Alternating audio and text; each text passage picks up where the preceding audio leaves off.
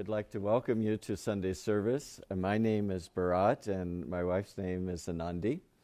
And we'd like to especially welcome our first-time visitors to Ananda and our guest facility, the Expanding Light.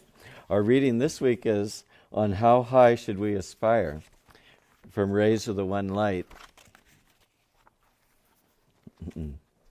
Truth is one and eternal. Realize oneness with it in your deathless self within. The following commentary is based on the teachings of Paramahansa Yogananda. The passage this week is from the Gospels of Matthew, chapter 5.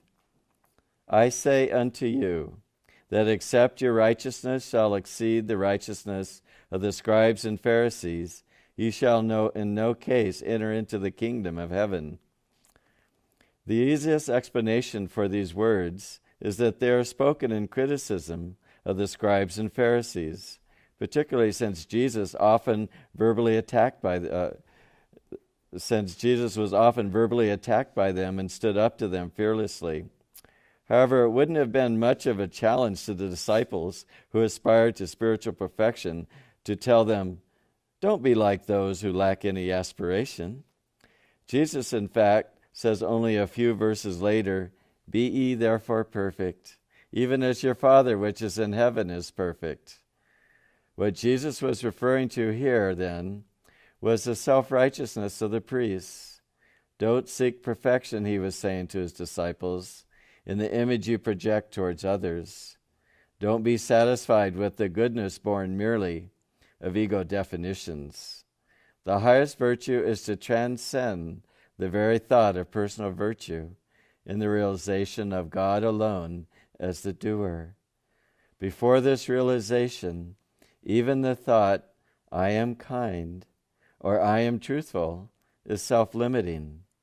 As it says in the Bhagavad Gita, the 7th chapter, yet hard the wise Mahatman is to find, that man who saith all is Vasudev. Thus, through Holy Scripture, God has spoken to mankind. Om, Om, Om.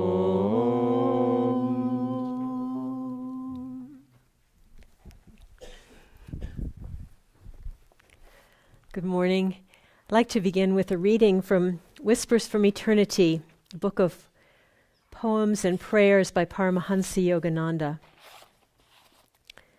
This reading is called The Imprisoned Bird of Omnipresence Was Released. The opened door of meditation released the cage bird of omnipresence. It fluttered, then spread its wings and flew up and outward over infinite spaces. Its joyful song brought peace to every unhappiness-scorched being.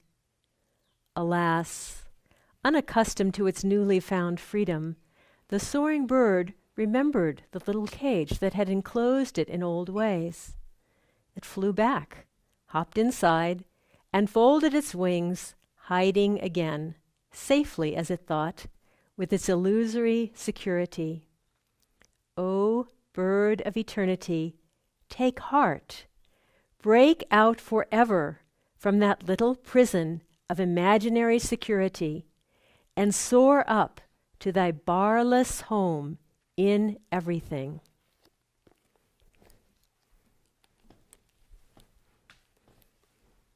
Isn't that a wonderful image? It reminded me of a cartoon I once saw of a canary cage, and the canary was standing holding on to two bars with the tips of its wings, sort of like a jailbird trapped in its cage. But what was especially meaningful about the cartoon was that there were no other bars on the cage, only the two that he was holding on to. And isn't that a poignant description of the human condition? We are not really limited by what seems to be limiting us. Yogananda met a saint in India, and the man said to him, he was married. He said, my wife is very materialistic, but it doesn't bother me anymore. She doesn't know where I am. And he meant that he was free in God's consciousness and wasn't really touched by whatever demands she put on him, which really says that even though it is important to have good company and to have all the help you can get on the spiritual path, in the end, it's really all about finding that freedom in ourselves. And so today's reading about how high should we aspire talks about it's not enough just to be a good person, even though it would be nice if everyone in the world wanted to be a good person. For the devotee, we're trying to be more than that. We're trying to feel that it is not our egos that are good, but rather the light of the soul and of God shining through us that is good. And so when you think of that and that's really what's trying to happen, you can't always tell what's going on in life. I read the dearest story from the life of St. Francis recently. He had a brother Juniper, who was a somewhat simple brother, but you just don't know what's going on. And Brother Juniper, I'm sure, was a frustration to his superiors quite often. This story sort of shows it. He had made a mistake, and his superior was chastising him for it at great length. Well, that night, Brother Juniper woke up in the middle of the night and he thought back on his chastisement. And he thought, I think my superior strained his voice when he was yelling at me. I feel very, very bad about that.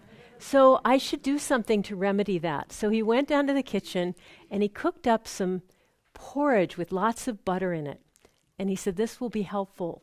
And so he went upstairs. He had his candle and his porridge, and he went upstairs and knocked on the door of the superior. And the superior, of course, had been completely asleep and staggered to the door. And he said, he thought if something horrible had happened. And he said, what is it? What is it?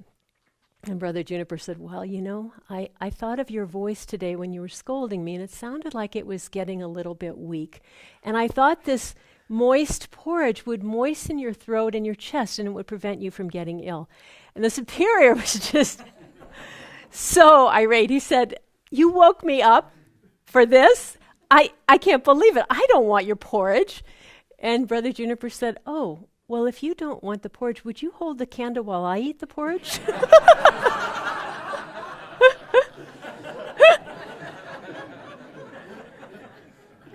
So, not somebody that would be easy to live with, but who knew?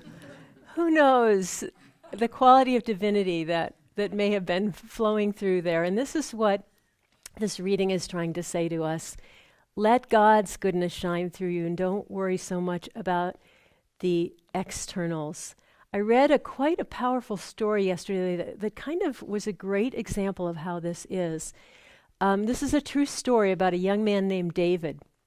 And when he was 17 years old, he was diagnosed with juvenile diabetes, which, as you probably know, is a really confining disease. You have to always be aware of what time it is, what food you've eaten, what food you're about to eat, your insulin, and so forth. It's it's a great challenge, especially for a teenager. And David felt like a trapped animal when he got that diagnosis, and he just was railing against it, and he would forget to take his insulin, or he would eat the wrong things, and he was actually endangering his life. So his parents sent him to a therapist, and the therapist wrote this story. And she said that not much was going on in the therapy for about 6 weeks. And then David came in one day, and he had had a dream the night before. And he was not a spiritual person or interested in religion in any way, but in this dream, he was in a large room with no ceiling. And he walked in, and there was a statue of the Buddha sitting there, and he felt very, very drawn to this statue. And he went and sat in front of it, and he felt in that face so much calmness and interiorization and just completeness that he felt very drawn to it and very akin to it. He just felt a closeness to that statue, and he was enjoying sitting there and being with that consciousness for a while. And then from over his shoulder, from behind him, someone threw a dagger, and it landed smack in the middle of the heart of the Buddha. And David just was shocked and horrified and filled with despair and anguish. He realized later this was the same feeling he'd had when he'd had this diagnosis of diabetes. And yet he saw in the statue that the face remained the same, very calm, at peace. And the statue very slowly began to grow and expand and expand and grow and grow and grow until the statue was several stories high. The dagger was still in the heart of the statue, but now the dagger looked like a tiny dot in the center of that enormous statue. And when David saw that, he suddenly felt, he took a deep breath for the first time in a long time. He said he felt that what was being transmitted to him during that dream, which was profound, a superconscious experience really, was the sense that, okay, here is something that is an injury. And yet, if we expand and expand and expand our life, ourself, what it is that we are, we're not limited by that. It's just a small part of our life. And he began to see that diabetes didn't have to be a cage for him, that it could just be a small part of the entirety of his life. Well, now we are not, there are people here who have very limiting illnesses, and yet all of us have a very limiting dis-ease, and that is ego. And as Swami defined ego as a bundle of self-definitions, we can think of ego as like the bars of our cage. We separate that little bundle, make our little bars all around us, and we're limited by that. But if we can not define ourselves by those little self-definitions, but more and more begin to feel our unity with God and with this pure consciousness of joy and love and peace that is God, we become much, much, much larger than any of the small little habits or faults that seem so impossible to get beyond. And that's what Jesus is talking about here, that we have to be more than we are. And the only way to do it is to let God be flowing through us. But how do we even know how to do that? And it was very appropriate that David learned his lesson through the Buddha, because it's the saints that show us what that means to be bigger than we are. And the gurus especially, who are completely free from anything limiting, anything that confines them. Swami in a Kriya talk gave something I'd never heard before, and it's very a powerful thought. He said it in other ways. He said, for those of us who are disciples, and for others you can think of inviting God in, for those who are disciples, to invite the Guru into you at all times, to feel that he is in your body, that he is acting through you, and especially when you're meditating, to feel that as you sit there and you're meditating, that actually you're allowing the Guru to do the practices through you, especially the practice of Kriya Yoga, that he is acting through you. And what Swami said, which I hadn't heard before, is that the Guru does actually come in the energetic body, in his astral body. He comes into us, and through that connection transforms our energetic body, our astral body, which is where we hold all of our self-definitions. It's the home of our ego. It's the home of everything that makes us think we're small. And the Guru begins to align that to free us so that what we experience is not limiting, but more and more freedom to be aware of our oneness with God. That Guru works not only in meditation, but also he guides our lives in the same way. He works through our lives to take us where we need to go. A friend of mine, happened several years ago, a friend of mine told me that he had been having months of very deep meditations. He felt very filled with love. And he was reaching toward the love of God, and yet he felt that he couldn't go any farther based on who he was and what he was. And during that period, Yogananda acted through Swami Kriyananda and phoned him up and said, "I'd like you to do something." And he gave him an enormous task to do, a huge, demanding thing to do.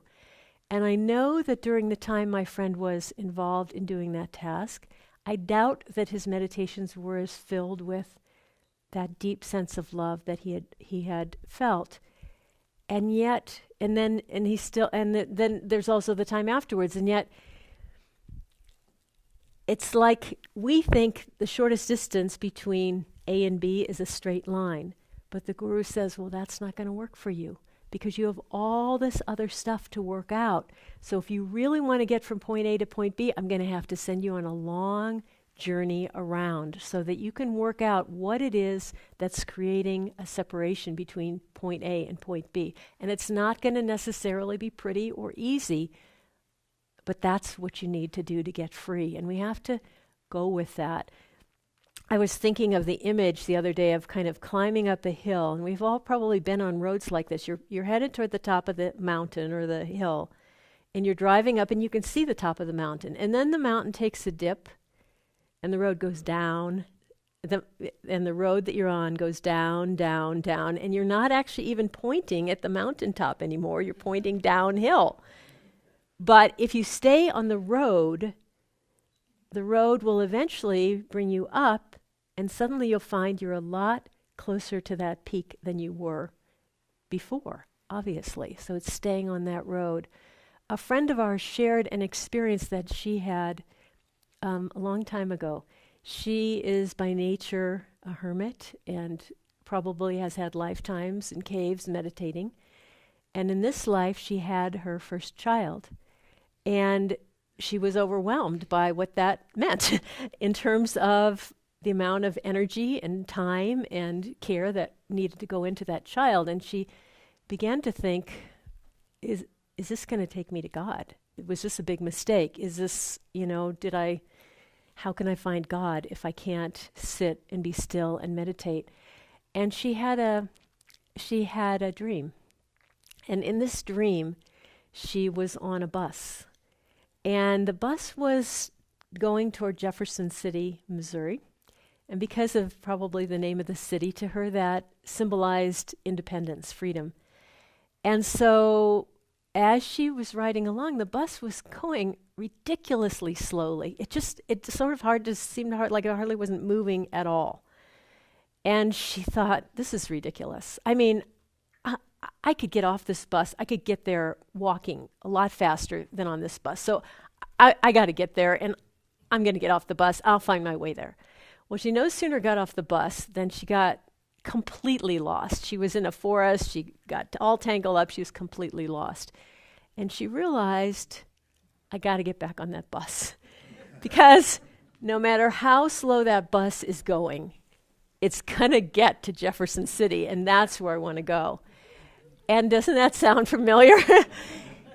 We all have to face that in our lives. It may not be the way we think it's going to be. But if we can stay and say, okay, attune myself to the Guru, follow what he sends, try to stay connected to his joy, try to do it the way he says to do it, that's what's going to get me there. There's a beautiful, I'm sorry, that wasn't what I wanted to say. What I wanted to say, it is a beautiful story, but I was going to give a little history.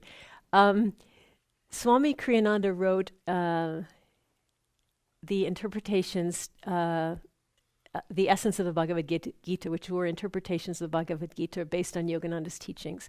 And it's probably one of the most important books he's written, and it was a very thrilling and meaningful experience to write it. Well, he wanted to launch this book in India. He was living in India at the time, and it felt to everyone like this was an enormous and important event because the Gita is the holiest scripture in India, and he was going to Yogananda's interpretation, and this was very, very important. Well, they set up a beautiful evening, and they did what you do in a number of places in the Far East. They do this, and you invite a lot of famous people. The mayor, the highly respected speakers of various kinds. And what they do is they give a few minutes, just a couple moments, to kind of give their weight of authority to the speaker who's about to come. And so we had a lineup of quite a few speakers, and each one is supposed to speak about a minute or something like that. Well, that's not what happened.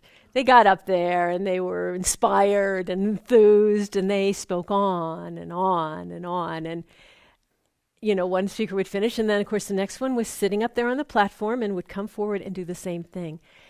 And I was thinking about being at that event, as many of my Guru Bhais were, and I know what would be going on in my head. Oh my God, this is a disaster. Where time is running out. Swami's going to be able to speak for about 10 minutes, this most important lecture that we've been preparing for. These people aren't going to even hear Swami. I could just imagine what I would be feeling in terms of tension and what can we do? We can't go up and grab somebody off that we can't, hold up a sign. There's nothing we can do to stop this process from happening. Well, meanwhile, in the front row, there's Swami Kriyananda. Now, this is a huge moment in his life. And so you would think of him, of anyone would be thinking, wringing his hands. But that was not what was happening. Swami was completely at peace.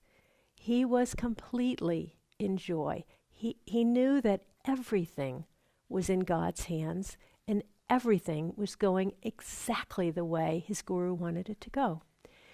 Well, sitting next to him, his face is shining with peace and contentment and happiness. Shining next to him is a very, very important man. His name is Sri Kartikeyan, and he is was a high government official in India, and is actually well known around the world. And he was new to Ananda, and he was invited to this. But he had never seen Swami before or Ananda.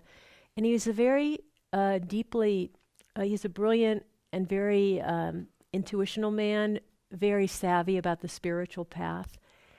And so he was watching what was going on. And of course, he'd been around. He could read the whole thing. He knew, the debacle that was going on.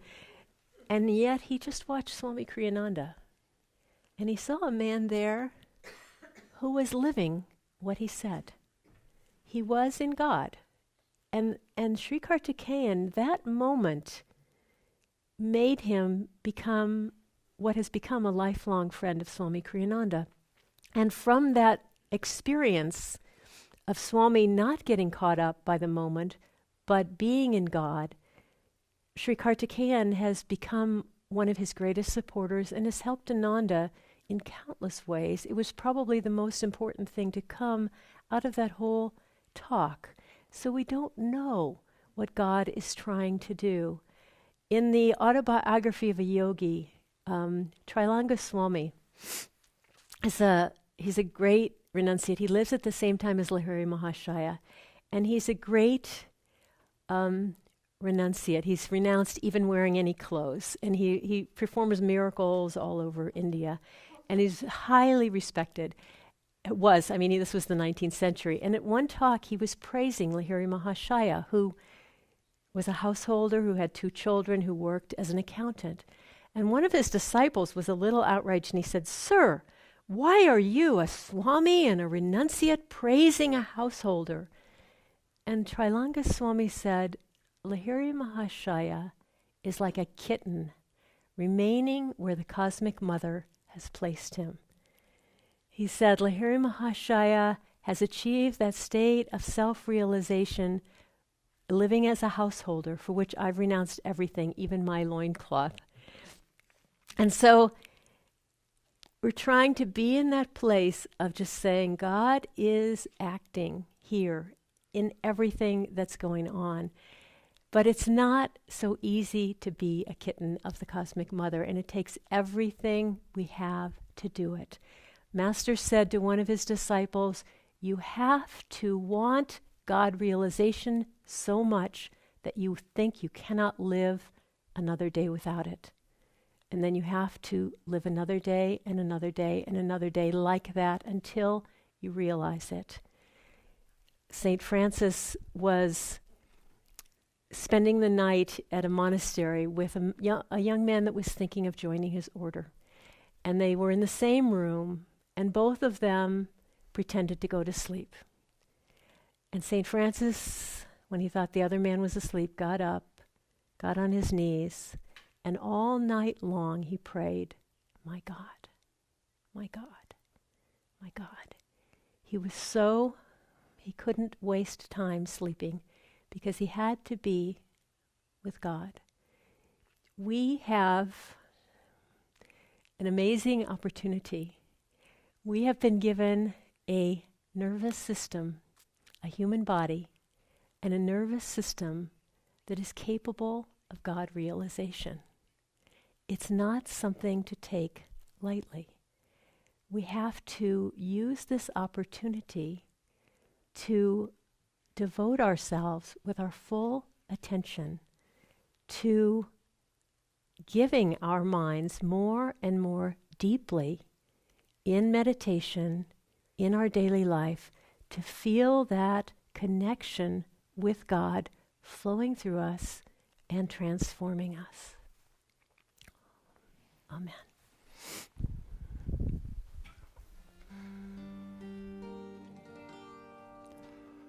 I will lift up mine eyes unto the hills, from whence cometh my help. My help cometh from the Lord, who made the heavens and the earth. He will not suffer thy foot to be moved. He that keepeth thee will not slumber. Behold, he that keepeth Israel shall neither slumber nor sleep. The Lord is thy keeper. The Lord is thy shade upon thy right hand. The sun shall not smite thee by day, nor the moon by night. The Lord shall preserve thee from all evil. He shall preserve thy soul. The Lord shall preserve thy going out and thy coming in from this time forth, and even